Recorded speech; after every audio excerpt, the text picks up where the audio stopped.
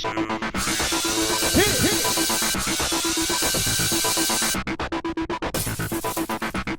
guys, welcome to the first recap of The Amazing Race Season 17. Can you believe it? Alright, so they're in Gloucester, Massachusetts. And, let's go over some of the more interesting, I was going to say house guests, no, racers. There's some home shopping hosts, beach volleyball partners, some Ivy League a cappella singers. I think they're from Princeton. Some doctors who are also friends. Freaking Kev Jumba and his dad, Kevin and Michael Wu. That's crazy. Of course I'm going to have to be rooting for them. Otherwise I'm probably going to have to turn in my partner card.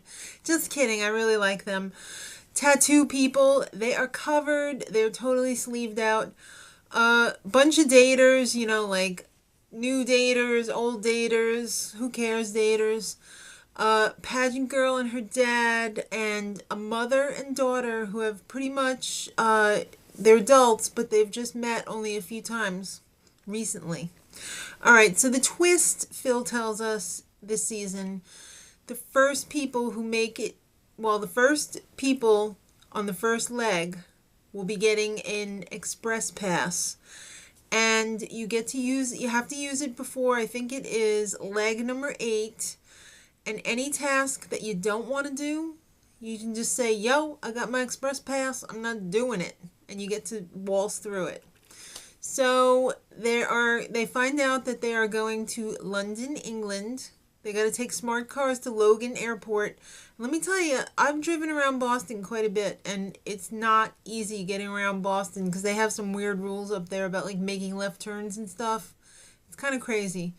And I ended up at Logan Airport one night on accident, and it's not an easy place to get out of.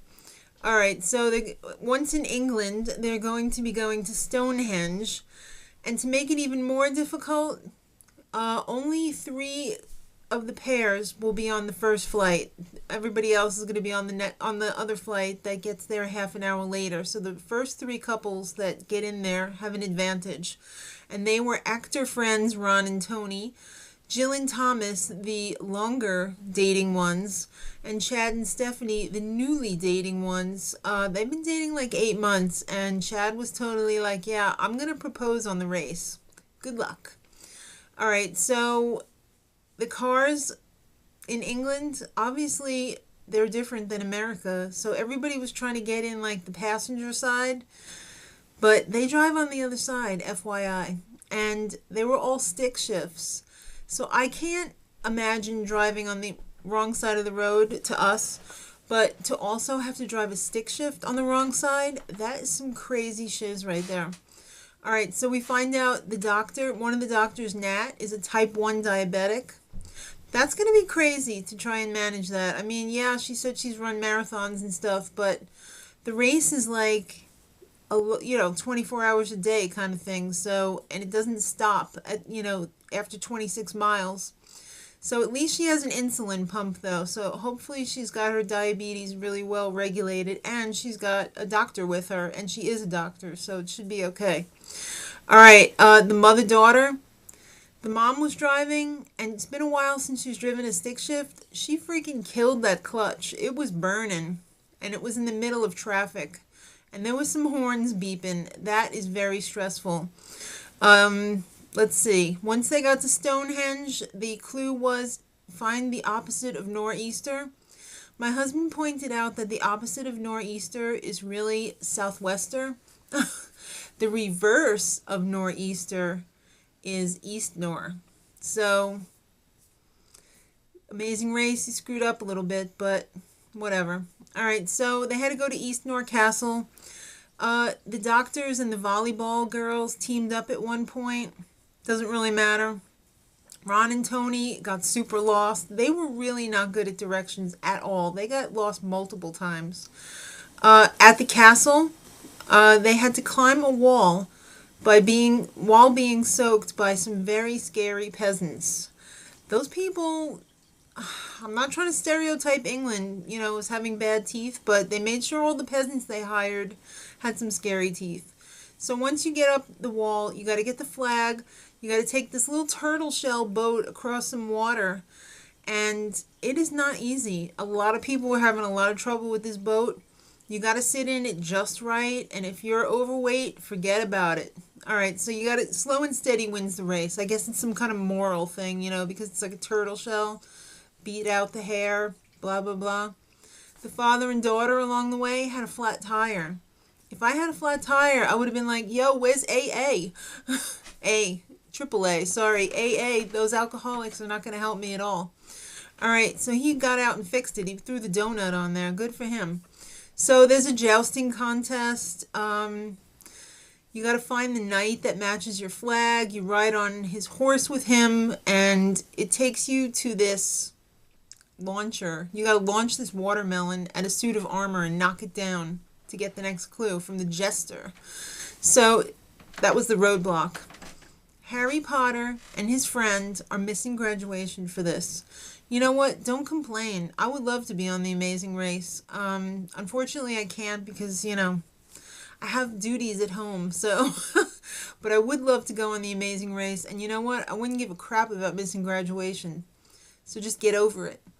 Chad and Stephanie, they were having a really rough time on the boats. I think they had 12 plus attempts to get across the water. They weren't the only ones, though. A lot of people were having trouble with those. I was just dreading this the entire time. I saw the preview for this season of the race, and I knew that somebody was going to take a watermelon to the face. So I was like watching like this the whole time because it's very disturbing to see somebody actually take a watermelon to the face and not think, like they should be dead because they just got hit by like a 5-pound watermelon in the face. So that was Claire of Brooke and Claire, the home shopping hosts.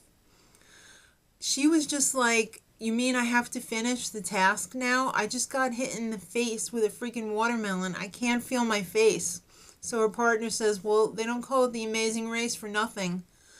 Then I cannot believe she overcame her fear of like dying by a watermelon to the face and knocked down the knight with one of, the consecutive watermelons. She said, I made it my bitch. Yes, you did, Claire. Yes, you did. All right, so Michael and Kevin, they were having a hard time on the boats as well. And Ron and Tony were too. All right, so the pit stop is coming up. It's in a meadow somewhere around East North Castle, so you got to find it. So Jill and Thomas came in first, the longer-term daters. And they won the express pass, so congratulations to them. Nat and Kat, the doctors, came in second. Connor and Jonathan, the singing nerds, came in third. How many people saw him slip on the mat when he tried to come in all funny, like jump on the mat, and he landed right on his coccyx. All right, Brooke and Claire, ouch. She took the header from the watermelon, but she finished, and she didn't get eliminated, so good for them. Katie and Rachel, the volleyballers, they were in fifth. Coming in 6th and 7th, almost at the same time, Gary and Mallory, the father-daughter, and Michael and Kevin, the father-son. How cute. Chad and Stephanie, the new daters, they had a lot of trouble finding the pit stop. They were going all over the place trying to find the pit stop, but then they finally found it, and they came in 8th. Andie and Jenna, the mother and daughter who have newly met, they came in 9th. And Nick and Vic, coming in at 10th. They are dumb as wood. I have a feeling now, I have a theory that tattoo ink actually does eat brain cells because they are real stupid. I don't see them surviving much longer in the race. So, next week might be their time to go unless, people just drop dead or something. All right, so Ron and Tony, if you've done the math, they came in last. The actor friends, they were really good sports, and I really like them. I feel bad for them because they were just really good sports. So next episode, they are going to Ghana. And it's crazy because I'm pretty sure that's a third world country. So I always feel really bad when they show like the third world country episodes because the people are so poor yet so nice. It just breaks my heart. So until next week, much love.